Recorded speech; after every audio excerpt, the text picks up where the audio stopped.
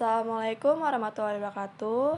Halo semuanya, kembali lagi sama saya Nova Fitrianti.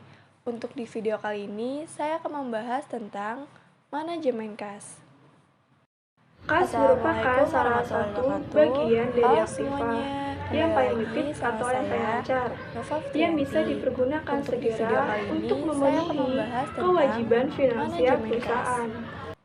Kas dapat diartikan sebagai nilai uang kontan yang ada dalam perusahaan beserta pos-pos lain yang dalam waktu dekat dapat diuangkan sebagai alat pembayaran kebutuhan finansial yang mempunyai sifat paling tinggi likuiditasnya.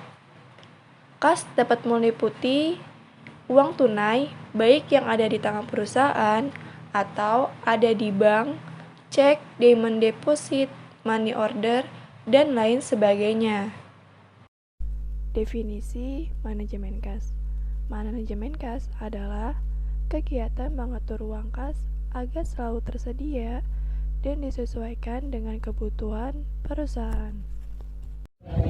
Jika uang kas melebihi kebutuhan, itu sudah pasti aman.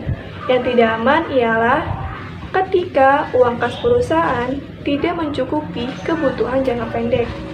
Maka perusahaan harus melakukan berbagai cara untuk memenuhi kebutuhan kas.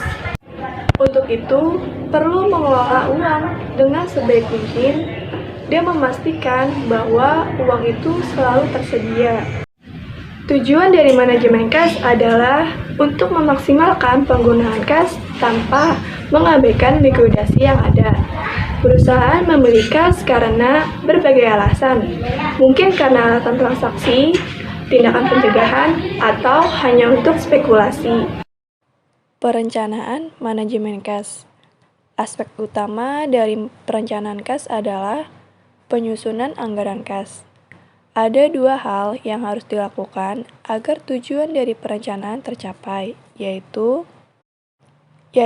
yang pertama, menentukan sumber penerimaan kas. Misalnya, kas dari operasi rutin, kas dari pelunasan utang jangka panjang, investasi dari pemilik, penjualan aktiva tetap, mengeluarkan obligasi, dan lain sebagainya. Menentukan rencana penggunaan kas, misalnya pembayaran dividen, pembayaran utang jangka pendek, pembelian aktiva tetap, membayar gaji karyawan, dan lain sebagainya. Berdasarkan dua hal tadi, maka manajemen dapat mengetahui seberapa besar kas yang dibutuhkan atau seberapa besar kas yang menganggur. Selanjutnya, dapat ditentukan langkah selanjutnya terhadap kas yang berlebih atau menganggur. Sumber kas.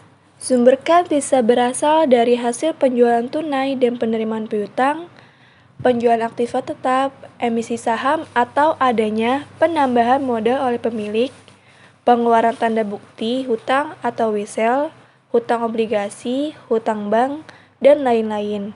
Dan juga ada penerimaan di luar usaha perusahaan, adanya penerimaan kas dari sewa, bunga atau dividen, hadiah atau restitusi pajak dari periode sebelumnya. Faktor-faktor yang mempengaruhi besar kecilnya persediaan kas.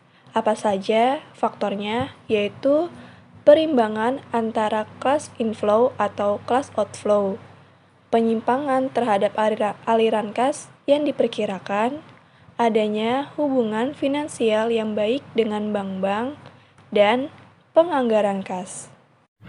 Perusahaan yang baik tidak hanya dilihat dari kemampuan untuk memperoleh laba, tetapi juga dari pengelolaan dan penggunaan kas yang dimilikinya. Perusahaan perlu menerapkan manajemen kas dengan baik. Caranya adalah dengan membuat anggaran arus kas. Anggaran akan berfungsi sebagai petunjuk dari mana kas itu masuk dan untuk apa saja kas itu dikeluarkan. Perusahaan juga dapat memanfaatkan konsentrasi perbankan untuk memperlambat pembayaran kas dan mempercepat kas. Untuk bahan evaluasi, perusahaan biasanya juga perlu menyiapkan laporan keuangan. Maka dari itu, perusahaan harus bisa mengatur dan mengelolanya dengan baik, yaitu dengan cara mencatat laporan arus kas secara rapi dan akurat. Sekian pembahasan dari saya, semoga bisa bermanfaat buat teman-teman sekalian. Terima kasih. Wassalamualaikum warahmatullahi wabarakatuh.